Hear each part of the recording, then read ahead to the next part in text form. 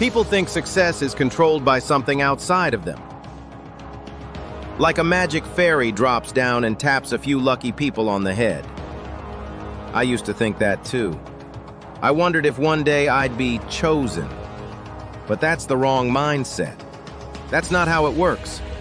Everyone wants success. Everyone wants a big company, a strong body, a powerful relationship, a lot of money. But almost no one is willing to work on the hard days. They show up on the good days. After a hype video, after a motivational quote, when they feel fired up. But what about after 3 no's in a row? When someone quits on you, when someone hurts you, when your body feels sick and tired, can you still get up? Everyone wants heaven. Nobody wants the sacrifice. At the core of every dream is self-discipline. Self-discipline means doing the work even when you don't feel like it. Doing it as if you love it. You can't win any battle in life if you can't win the battle in your own mind. Can you push through? Can you do what winners do? Because when you do what winners do, you get what winners get. So imagine this. Every day you're tired, distracted, angry, unmotivated, and you turn those days into A+ days. How can you lose? You can't. So why not live with a blueprint, a mindset, a habit, a way of being that says, I see the challenge, I'm stepping up, I'm taking more action, I'm coming back stronger, I'm built for this. And if you're thinking, I've never been like that, that's okay. No one is born this way. Every one of them hit a wall and said, I'm done running, I'm done quitting, I'm done backing up. This is a test, and I'm passing it. You'll face tests every day, and the more you pass, the stronger you get. Life will never be easy. Things will always break. Stuff will always go wrong. Your job is simple. Get through it anyway. I don't care what happens today. Fire, chaos, everything falling apart. I'm getting my shit done. That's the difference between winners and losers. Winners decide nothing will knock them off track, even if it takes until 3 in the morning. The list gets done every single day. That's why habits matter. Rituals matter. Routines matter. Because when you're tired, hurting, under pressure, you default to habit. If your habit is to fight, to show up, to give your best anyway, that becomes who you are. But if your habit is to pull back, to rest, to wait, you'll stay average. Because average is normal, and normal isn't successful. You must decide before the battle. When it gets hard, you go harder. You break the obstacle. You don't let it break you. Ask yourself this: where would your life be if you never quit? People ask me how I changed, how I grew. It's simple. I learned to persevere. Quitting is contagious. Quit once, and you'll quit again. We lack mental toughness. We lack emotional resilience. So we give up. And I know this isn't the message people want. People want someone to blame.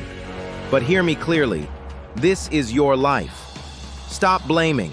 Stop pointing fingers. At some point you must say, my past will not control my future. At some point you're going to say, I'm sick and tired of being sick and tired. At some point you'll realize the world doesn't respect your best because you haven't demanded it yet. And then you act. When something bad hits me, I'm grateful because now I get to prove I can beat it. Nobody is remembered in easy times. People are remembered in hard ones. You wake up at 5 a.m. It's raining. You don't want to train, but you go anyway. Why? Because you believe in something bigger than comfort.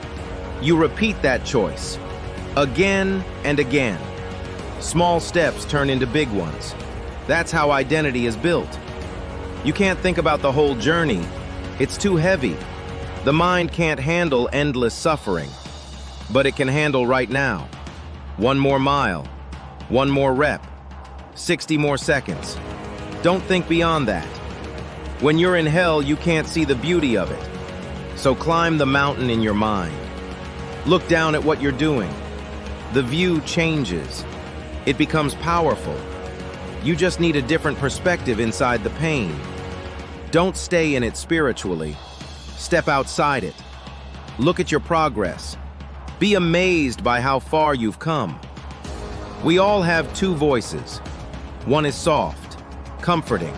It says, "It's okay." It loves you no matter what. The other voice tells the truth, and we avoid it. It says, "You're not working hard enough. You're capable of more." Turn that voice up. The truth lives there. You're only using part of yourself. There's another 75%. Pain, fear, darkness, and then light. But you don't get the light without going through the struggle. What real competitor slows down at the finish line? None. The world treats finishers differently. You don't need to quit. You need to quit quitting. Every path worth taking is hard. So stop judging your effort by difficulty. Hard is the price. Struggle, pain, frustration. Those aren't signs to stop. They're signs you're moving forward. No one you admire got there without suffering. Not one. If you want greatness, you must accept struggle as part of the formula. Most people live on hope. They hope the water's warm. They hope the weather's perfect. I don't. I want cold water. I want the rain. Winners look for solutions. Losers look for excuses. If you keep escaping into what if, you're not working hard enough, not studying enough, not burning the midnight oil. That effort saves you from waking up later thinking, "What could I have been?" You don't numb it. You don't escape it. You earn it through sweat.